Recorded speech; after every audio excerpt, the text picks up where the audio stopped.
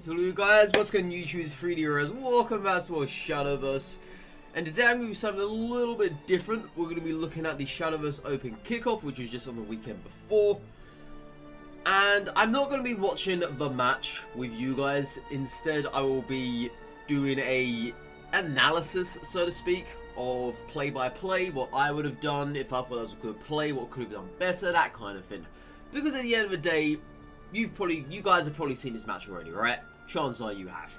So if you haven't already seen the decks, then these are the two decks that the player is working with. And that is IEV, and this is the Abysscraft deck, which is quite interesting actually, because there's a Grimnir inside, something I would never have dreamt of doing. And we have the Havencraft deck, which is what we are more specifically going to be looking at, and hopefully this pops off, hopefully. And this one has Sarissa. So I will talk about these decks at the end, more than likely. So we're just going to look at the gameplay for now. So let's just see how this goes about. So Havencraft, obviously into Swordcraft at times. So Ward, this is, specifically speaking, is a little bit tricky. You have to be having your Salifas in the opening hand, your early game clear, so if you can have a vessel there as well. Try and have most of your wards there. See, I run Tiger in my deck. I'll show you guys my deck at the end too. But ultimately, this is a nice starters here. I would have kept Divine Guard personally, but that's on IEV. So, alright. So, they get back Coretta, Odin, Wilbert, and Salifa. Now, they're not going second, so there's no PP on turn 5 for Wilberto. That's not going to happen, unfortunately. Now, I don't know if the opponent's running Odin or not. I haven't seen their deck list. But this is a bit of a bricky hand. And it's getting even more worse now. So the only play they have at the moment will be Coretta. And as we know up here, our opponent is sitting on quite some fair decent cards. Because obviously this geezer right up here can destroy Coretta in one hit because of the 5 damage on Fanfare. That is something that they have to be mindful of, and they get themselves yet again another Wilbert. Now, there's no turn 3 play here, there's no turn 4 play. This is looking dire at the moment, it's only just started. So more than likely, yeah, they're just going to pin it off. Does IEV even get a turn 3? Oh my god, he does not. I'm actually really happy though, okay? I'm going to be kind of blunt here. I'm happy I'm not the only one this happens to. These awful card draws. But as I say, these are some very nice late game cards, but we don't need those at the moment. No, we do not. Okay, now that's now here. Even he's annoyed as well up here. Even he is. I can't blame him one bit. Don't worry though, my guy. I know how this feels, okay? It's happened to me pretty much too many times. Alright, so they're going to come in with the Zirconia. Now, if they come in with Zirconia here, it's not bad. It's not the end of the world. It isn't. But Salifa only kills the 2-2 to be 2-2 and the 2-2-2s. Oh, they didn't Evo Zirconia. Oh, interesting. So they're just going to have straight damage here. That's actually a nice punish. So Salifa here is really bad. Salifa does not die to Grimnir, however it's going to go down to 1 HP. Which is kind of awkward. It is. This is not great, because now if they really want... Okay, they've got 2 roses in hand. If they really wanted to, they could go and Evo Zirconia, or play Rose first, then Evo Zirconia. They've got so many options here, right? They've got so many. And they get back a Gunslinger, and of course they're going to play it, because why the heck not? Yeah, now this is a pretty damn good board. And at the moment as it stands, there is nothing in the hand for IEV to work with here. Do they have Unholy Vessel in this deck? They have. They need to top deck this, okay? They need to get this thing ASAP. Or Divine Thunder, would that work here? I don't, probably not. It's got to be Unholy.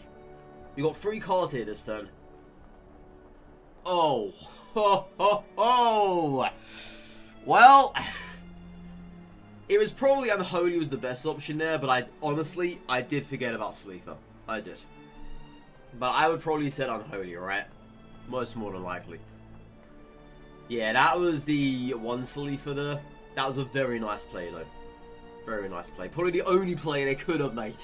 Let's be honest. Yeah, there comes the Zirconia again. And the Zirconia is obviously going to see Evo. Super Evo to be exact. Alright, now this is interesting, okay? This is very interesting. So, in IEV's hand at the moment, we've obviously got the 3 Wilbertos. But there's a problem here. And the problem is that Aether is not going to be getting the buffs from the Wilberto crest.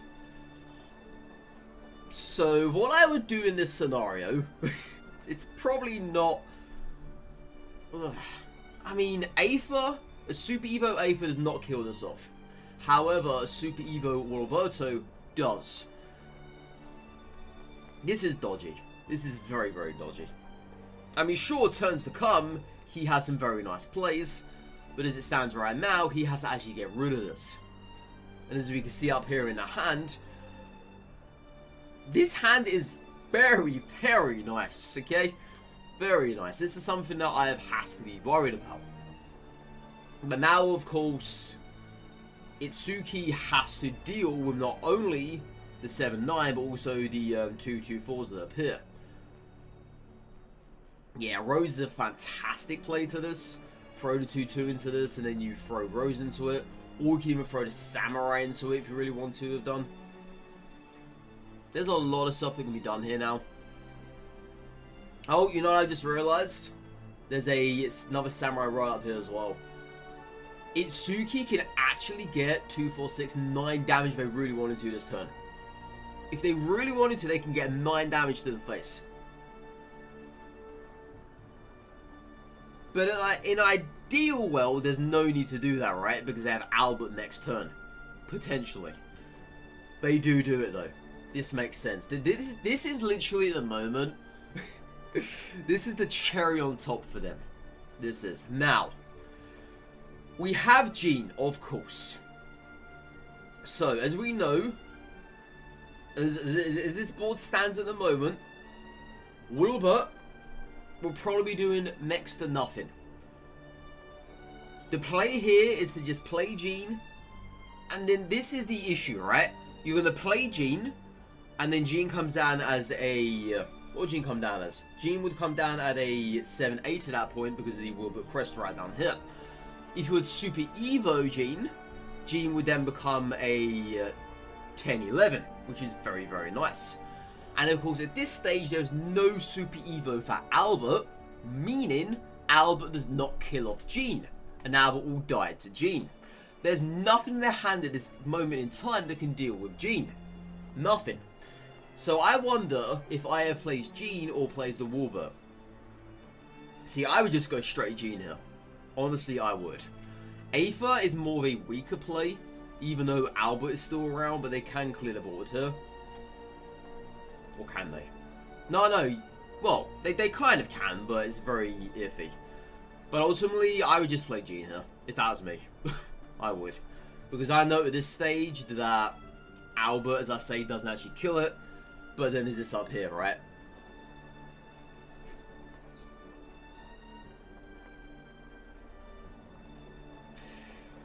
Yeah. This is a... This is probably a loss. It very much is a loss. There's no way that IF can heal through this. There's no healing here to be seen. Absolutely nothing. Even Salifa would have put him up to 5, right? It would still not have been enough.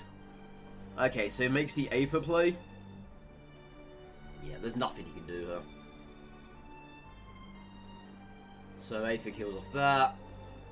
Obviously, IF has no idea that Tentacles are in hand. No idea. And there they are. Yeah. So, okay. So let's have a look back here, right? Let's have a look back here. So this is what I would have kept for myself, and what I would have done. I would have kept Divine God, and I would have kept one Sleeper. Put back these two here. And at that stage, you most likely would have had that Coretta from the draw, because Coretta appeared right at the end here. So then you would have had a Divine Guard Coretta play, but of course they had the Valse in hand, so that wouldn't really made much of a difference. And of course we know what happened there. Onwards, it was just a miss. But that's what I would have actually kept in hand myself. It was a shame that happened like that, a very damn shame. But yeah, this is the second match now. This is an absolutely fantastic play. You could not make this up right now, okay? This match here coming forward for IEV is fantastic. Absolutely fantastic. So we obviously know that Forestcraft just at times doesn't stand anything against the Wardhaven. This is a very fortunate event for IEV. Honestly, I would say that it was great he lost the first match. Obviously, it's not great he lost the first match because you want to go 2-0, right? But ultimately, it was. Because at this stage now, this is perfect. Because all they have to work with is Forestcraft going forward. And if this is, well, this is Control Abyss, right? This should very much be, this should be straightforward. This should be plain sailing for IEV. Absolutely plain sailing. But yeah, play by play here, it's pretty much standard. Pretty much self-explanatory. I think Itsuki knows that there's not much they can do about this. They've set themselves up with the staff, however, as we know, it's very hard to get through these wards at the moment. They're going to get rid of Dindon this turn. Oh no, they evoed the Fairy Tamer to get rid of the Grimnir, and then the Fairies get rid of Dindon. But as we know here, now, this is some great plays here. So Sarissa now has suddenly become a 4-4. If you don't know what Sarissa does, technically it's one of an interesting card that Wardhaven has at their disposal. So Sarissa, whenever a ward follower dies, Sarissa gains a +1/+1. And on Evo, she gains Barrier, which is quite nice. So obviously, you're just going to keep piling the wards here. You're going to allow Sarissa to essentially just get buffed here at this stage. And as we know, there's not a lot of cards in hand that can deal with this. Not a lot. In fact, there's barely anything. There's only one Bale up there. There's no spells, so there's no archery. There's no foul shenanigans are going to be happening. That is super unfortunate that it hit that. Could have hit 3-1, but it is what it is, right? Okay, so this stage they do top deck Glade. Now, Glade will kill this off, and it will kill off Dindon as well. And it will actually put Coretta... Oh no, it clears the whole entire board. It clears the whole entire board. What would you know? That's actually a very nice answer then. Very nice top deck. Very nice top deck indeed. Okay, so they play Journey Elf. Now, that's probably an aggressive play. It's not something I really would have done if I was the Forestcraft player. Would have kept that because obviously a 3 damage to a ward often than not is very nice. But now moving into mid to late game, probably not as much. Now they get Lily here. Lily is just absurd value, as we all know by now. Whenever I go up against Forestcraft, there's always somewhere that the Forest player is going to be able to just take out my stuff. And I absolutely hate it. Because the combo value of their cards, more often than not, can spell trouble for us. Because half the time it actually does. But yeah, now this is very crucial for them to get rid of Wilbert. And obviously they have that Journey, they pin it back via the Carbuncle, which was a good play there. Now I know why they played Journey beforehand. Yeah, they're just going to go about the ropes now. I don't know Forestcraft in general. But at this stage, I'll probably just play Lily, right? I probably would. And then hit the Fairy into it. That's the job done. Yeah. Lily is such a strong card. An incredibly strong card. And they're going to play the Cockroach for an aggressive play here. If I was them, I would. Because in that way you can get some extra chip damage. Because they still have that one Super Evo left. Okay, they're just going to get, bail out here, that makes sense. Yep, there's the cockroach play, very nice, optimal value. Alright, so on paper here, right? Salifa kills this, this, and this, puts this down to 1, this down to 2. There is, however, a Grimnir crest right here. So Salifa can clear the board.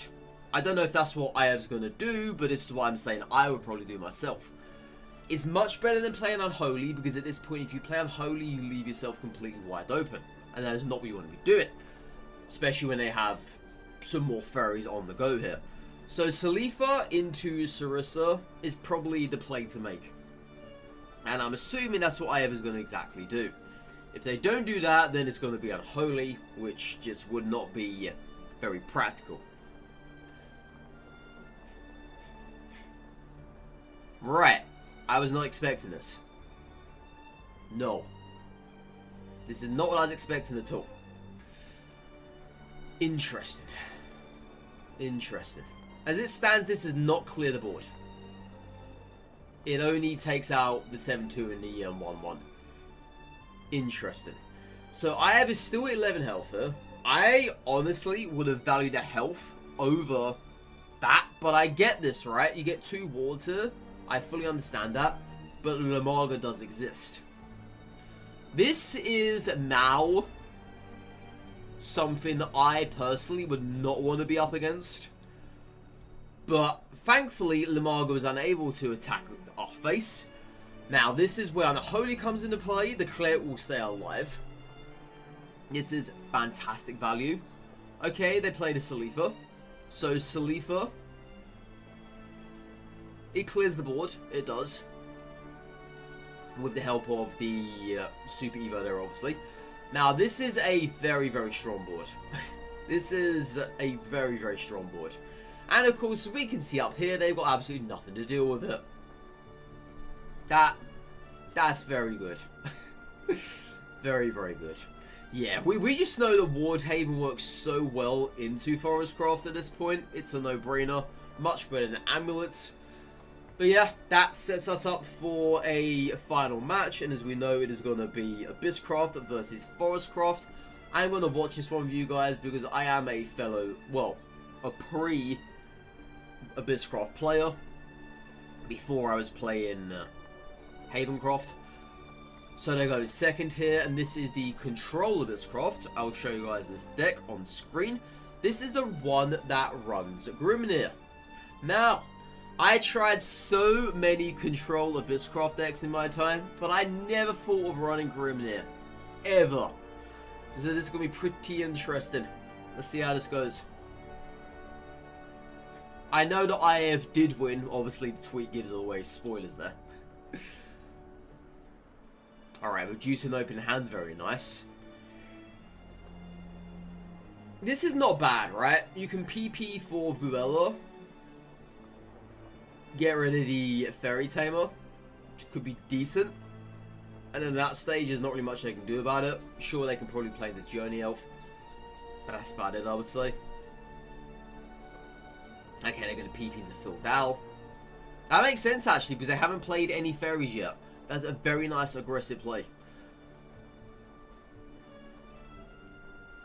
So that's going to be 2 damage to the face. Unless they clear here, which I highly doubt is going to happen. They're probably thinking about it. If I was them, I would not clear. Oh, they do clear. Okay, right. Now, the fairies can obviously take a hold of this. If they wanted to have done. But they're going to keep that 1 fairy, well, the 3 fairies here alive, right? This is perfect with a cockroach here in hand. Absolutely perfect. But I guess this is where Grimnir comes into play. Grimnir's a nice play for Abysscraft, I would say. Obviously, at times, Abysscraft may not be able to clear the board exactly. So that 2 damage is nice from the crest. Very nice. So I haven't played Abysscraft in a while. I have not. But yeah, now they're just going to set up the ward here. Evo Grimnir. Make this a little bit of a threat. So at this stage, Bale can probably come down and kill Grimnir. That could be their answer here.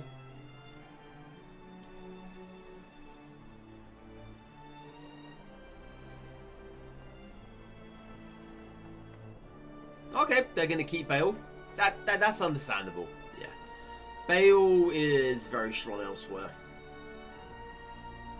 The Bale probably would have been too much of a hyper-aggressive play there. It would have been. Okay, so this point, Charon is only giving back Fildau and a skeleton. It's not bad. See, they don't run Orthrus in this deck. Let me just double check on that. Oh, they do run Orthrus. Oh, I just haven't seen it yet. They run 2 copies of it. I personally would always have run 3 copies of Orthrus, because Orthrus is a very nice card, especially when paired with Olivia. You can get a nice board wipe with that if you have Orthrus Evo. Even with Charon, you bring back Orthrus via Charon. You can get a board wipe by that way as well. There's a lot of things you can do with Orthrus that I like being a 3 in the deck rather than a 2. But this is the winning deck after all, so it clearly has proven itself. I wonder if they... Oh, they don't. Okay. I thought they were going to play Bale there to get rid of Charon. Interesting. Yeah, that's something that I personally would have done myself. Because obviously now Charon can potentially Super Evo here. It's not going to be... Well, it would be bringing back Villa. Yeah, that is true. Would be bringing back Villa.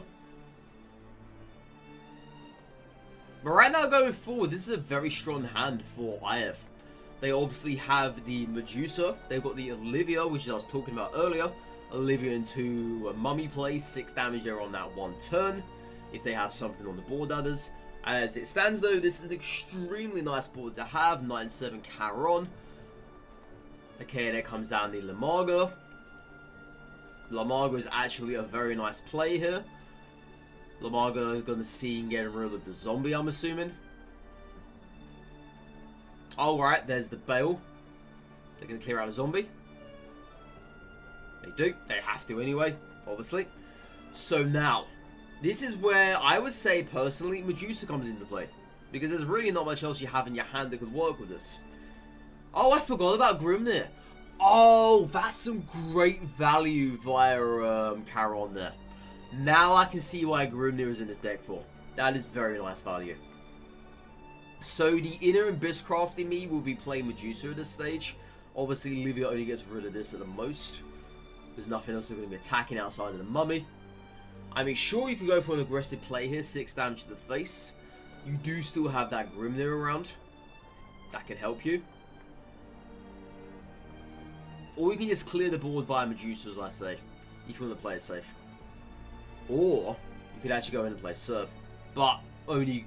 Well, nothing's actually attacking this turn, so Serb isn't really good here. It's going to be interesting to see what they do. They've got a nice hand as it stands. Alright, they're going to go for the aggressive play. Nice. Jinsetsu. Oh my. This is it now. This is it. Oh, they're going to go for the Fildau. Okay. Oh, they're going to... Oh, right. So this is going to clear the board. Gotcha. Personally, I would have gone for the 6 damage, but it makes sense. It does.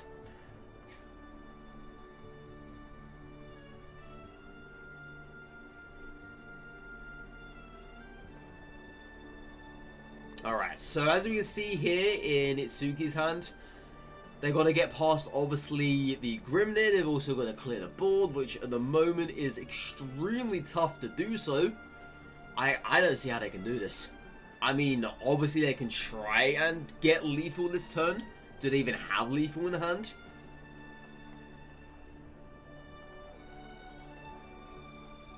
We see Evo on the fairy. Really? Cockroach is going to kill off nothing.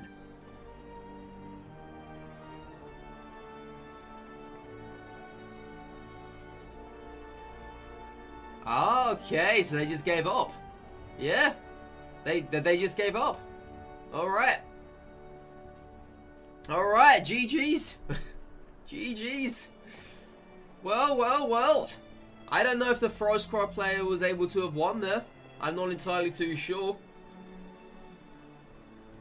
Yeah, I don't know. Were they able to have won there? I mean, they went for the face on every avenue, so probably not. They had to get past that Grimnir. Yeah. And that's where the Fairy came into play via the Super Evo, though. Man, this Grimnir is super nice. I never thought of this myself. I never did. That's a very nice defensive play. But yeah, that is good. That is very good. IEV takes it with the Abysscraft control and the Haven Ward. Very nice plays, honestly. Doesn't get any better than that. So, the Haven Craft matches, I would say went perfectly well. I don't think there was a single fin run. So, IEV went 2-0, 2-0, 2-1 here. I don't know what they did in the earlier stages. I have no idea if there's any more Haven Craft players. Do not know. But yeah, and there's an interview at the end there, but we're not going to be watching that. But ultimately, that is very good. Very interesting seeing Havencraft actually being put front and center for once. Because I really do enjoy this class, as I've told you guys before. This is my Havencraft Haven Ward deck here. I actually did go ahead and change a few things around yesterday. So we now have access to Divine Thunder instead of the double Apollo, which I've now taken out. There was also an Adjudicator in here as well. I don't remember what I replaced Adjudicator with, but he's gone now. But yeah, this is my deck. I run Lapis. Obviously, IEV does not run Lapis. IEV actually has Cock in this deck too, which is interesting. Now, the Sarissa. So I did play Sarissa, as I say, when I first made this deck 2 weeks ago. 2 weeks ago coming this Thursday. But I felt the Sarissa was just a little bit too blocky. You obviously had to have her around amongst the wards. And at times when Aether is being dropped down, having a Sarissa coming out is not exactly the greatest thing in the world. Because it's not a ward. At that point, the opponent can just go right past it if they choose to do so. And try and get lethal on that turn, or potentially turn after that. The most Sarissa can be, once Aether's gone down, is a 5-5. Yeah, the most she can become is a 5-5.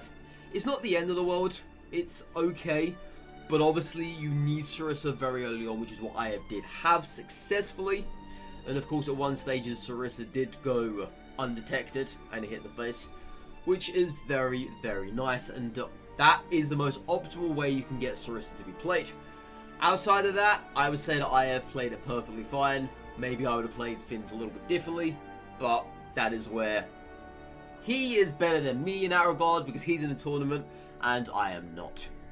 Other than that, guys, thanks so much for watching this video. I really do appreciate it. If you haven't really appreciated that like button, hit that subscribe button as well. Let me know in the comments below what you think of Havencraft at the moment, what you thought of the matches. Are you playing Havencraft? Are you playing Abysscraft? Whatever it is, do let me know. But yes, this was a little bit of a different video. It's very fun to make. It was kind of like a play-by-play analysis. It's always good. I'm Nano, guys. Take care. Stay safe. If I don't see the next video, next live stream, go to play some more Shadowverse, play some Havencraft, and goodbye for now. Bye-bye.